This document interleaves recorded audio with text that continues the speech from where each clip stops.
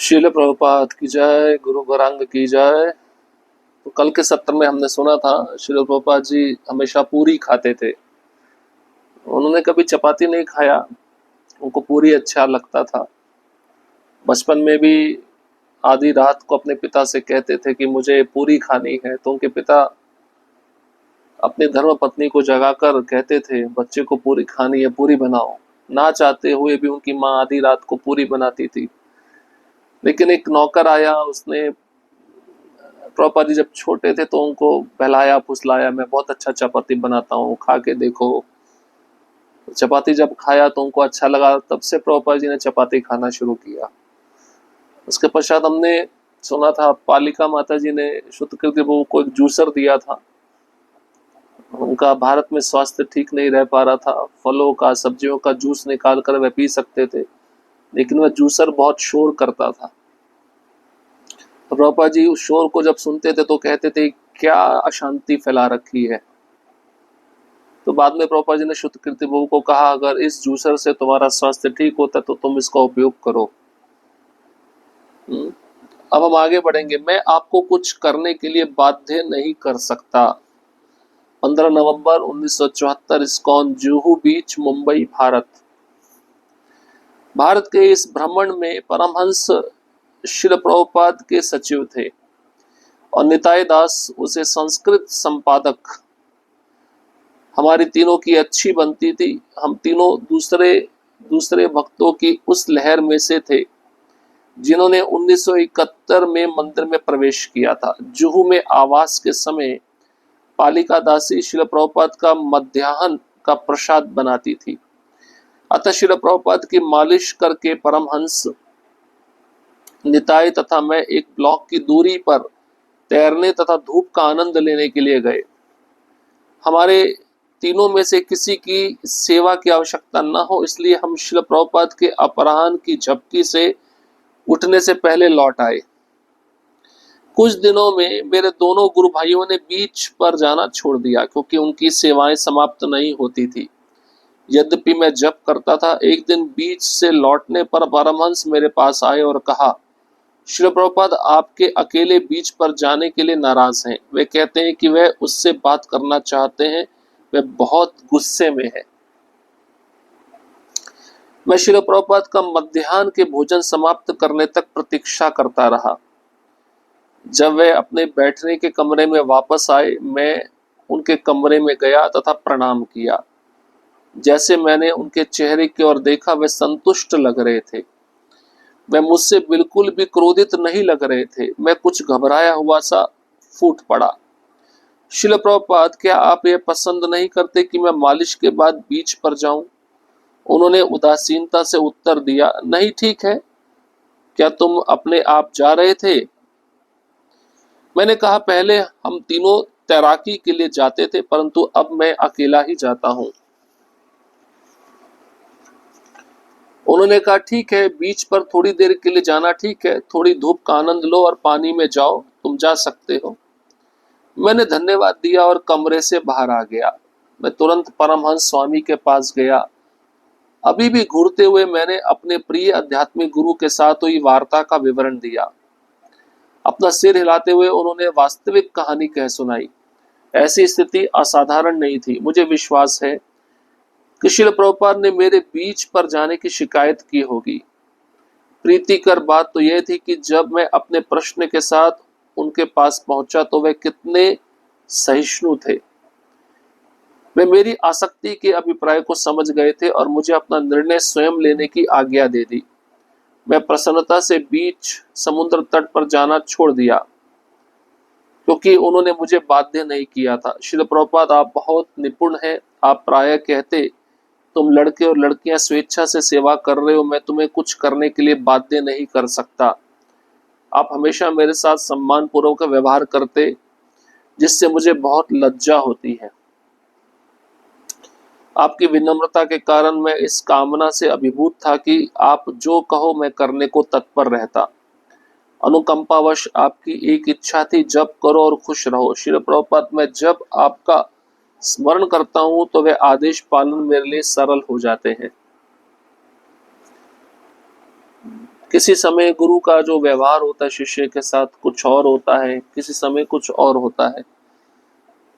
तो यहाँ पर मुंबई में बीच था, वहां पर प्रभुपाद जी की मालिश करने के बाद शुद्ध कीर्ति प्रभु, निताय प्रभु और परमहंस प्रभु तीनों भक्त बीच पर जाते थे और प्रभुपाद जी मालिश लेकर, प्रसाद लेकर जब विश्राम करते थे, प्रभुपाद जी के विश्राम से पहले इन तीनों को पहुंच जाना होता था। अब सेवा इतनी बढ़ गई कि परमहंस प्रभु और निताय प्रभु नहीं जा पाते थे, अकेले शुद्ध कीर्ति प्रभु बीच पर जाते थे। ये बात प्रभुपाद जी को पता चली, उनको अच्छा नहीं लगा। तो परमहंस प्रभु ने शुद्ध कीर्ति प्रभु को कहा कि प्रभुपाद जी आपसे नाराज हैं, आप से बात करना चाहते हैं, वे बहुत गुस्से में हैं, आप अकेले बीच पर जाते हो। तो शुद्ध कीर्ति प्रभु दोपहर के भोजन का इंतजार करने लगे, प्रभुपाद जी भोजन समाप्त कर लें तब मैं उनके कक्ष में जाऊंगा और इस विषय पे चर्चा करूंगा। जैसे ही प्रभुपाद जी का प्रसाद समाप्त हुआ, प्रभुपाद जी बैठने के कमरे में वापस आए तो शुद्ध कीर्ति प्रभु कमरे में गए, उनको प्रणाम किया। जैसे ही प्रणाम करके वह ऊपर देखे तो प्रभुपाद जी संतुष्ट लग रहे थे, बिल्कुल भी क्रोधित नहीं थे, उनके चेहरे पे क्रोध नहीं था। तो तुरंत शुद्ध कीर्ति प्रभु पूछने लगे प्रभुपाद जी को, प्रभुपाद क्या आप ये पसंद नहीं करते कि मैं मालिश के बाद बीच पर जाऊं? प्रभुपाद ने कहा नहीं, ठीक है, तुम जा सकते हो, तुम अपने आप जा रहे थे। तो शुद्ध कीर्ति प्रभु ने कहा पहले हम तीनों तैराकी के लिए जाते थे, परंतु अब मैं अकेला ही जाता हूं। ये सुनकर प्रभुपाद जी ने कहा थोड़ी देर के लिए बीच पे जाना ठीक है, धूप का आनंद लेना चाहिए, पानी में जाना चाहिए, तुम जा सकते हो। मैं धन्यवाद देकर प्रभुपाद जी के कमरे से बाहर आ गया और तुरंत परमहंस स्वामी के पास गया और उनको घूर के देखने लगा। जो मेरी बात अभी प्रभुपाद जी के साथ हुई थी, वो बात मैंने परमहंस स्वामी को बताई। तब सिर हिलाते हुए वास्तविक कहानी परमहंस स्वामी ने मुझे बताई। प्रभुपाद जी मेरे साथ तो आपके बीच पे जाने की शिकायत किए थे, लेकिन प्रभुपाद जी इतने सहिष्णु थे कि जब मैं उनके पास पहुंचा तो उन्होंने ये मुद्दा दोबारा नहीं उठाया। मेरी आसक्ति को वह समझ गए थे और मुझे बीच पे जाना अच्छा लगता है, इसलिए प्रभुपाद जी मुझे डांटना नहीं चाहते थे, क्योंकि ये भक्त स्वेच्छा से सेवा कर रहे थे। तब से मैंने बीच पे जाना छोड़ दिया, उन्होंने मुझे बाध्य भी नहीं किया। तो प्रभुपाद जी को ऐसा लगा अगर मैं प्रत्यक्ष बोलूंगा तो इसको बुरा लग जाएगा और सेवा बहुत अच्छे से कर रहा है। तो प्रभुपाद जी ने बोला था ठीक है जा सकते हो, लेकिन अकेले जाना बीच पे अच्छा नहीं है।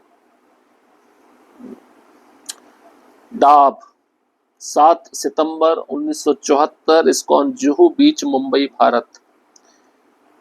श्रील प्रभुपाद का सबसे बड़ा आनंद था 24 घंटे श्री कृष्ण तथा उनके पार्षदों का गुणगान करना।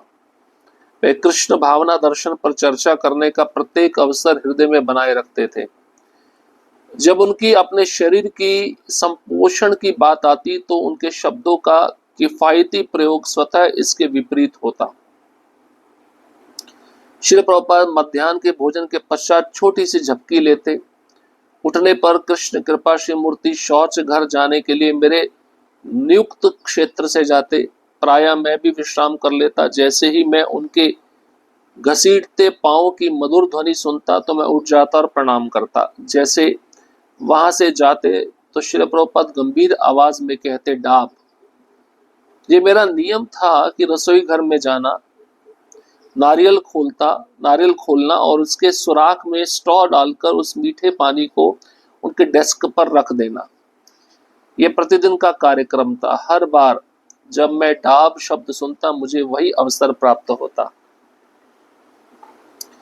श्री प्रभुपाद जुहू की संपत्ति पर एक फ्लैट में वास कर रहे थे जो गिरा दिए गए थे। 1976 के पश्चात जब उनका स्थायी आवास स्थान बन गया तब से वे वही हैं। वे विश्व भर में जहां भी भ्रमण करते उनको जो भी सुविधाएं प्रदान की जाती वे उन्हें विनम्रता से स्वीकार कर लेते। श्रील प्रभुपाद, जो भी जूह समुद्र तट पर गया है वह जानता है कि डाब बहुत मीठे हैं। आपका अपराह्न में उसकी मांग करना और भी मधुर था।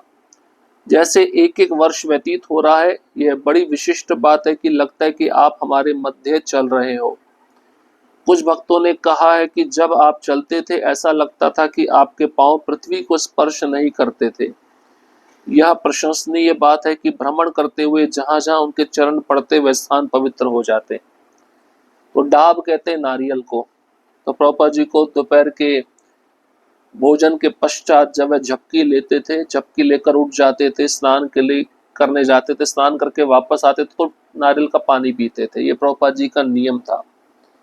तो शुद्धकृत वो कहते हैं प्रभुपाद जी जहाँ से जाते थे वो मेरे रास्ते से ही जाते थे, मेरे कमरे के रास्ते से जाते थे। तो उनके चरणों के चलने की जो मधुर ध्वनि है उसको सुनकर मैं उठ जाता था, प्रणाम करता था। प्रभुपाद जी कहते थे डाब। तब मैं समझ जाता था। मैं तुरंत, मेरी सेवा थी किचन में जाना और उस नारियल में सुराख करना, उसमें स्ट्रॉ डालना और फिर प्रभुपाद जी के डेस्क पे लाके रख देना। जैसे प्रभुपाद जी स्नान करके आते थे तब वो नारियल का पानी पीते थे। तो मुझे ये सेवा करने का अवसर प्राप्त होता। विश्व भर में प्रभुपाद जी जहां भी भ्रमण करते उनको जो भी सुविधाएं प्रदान की जाती वे विनम्रता पूर्वक उसको स्वीकार करते थे।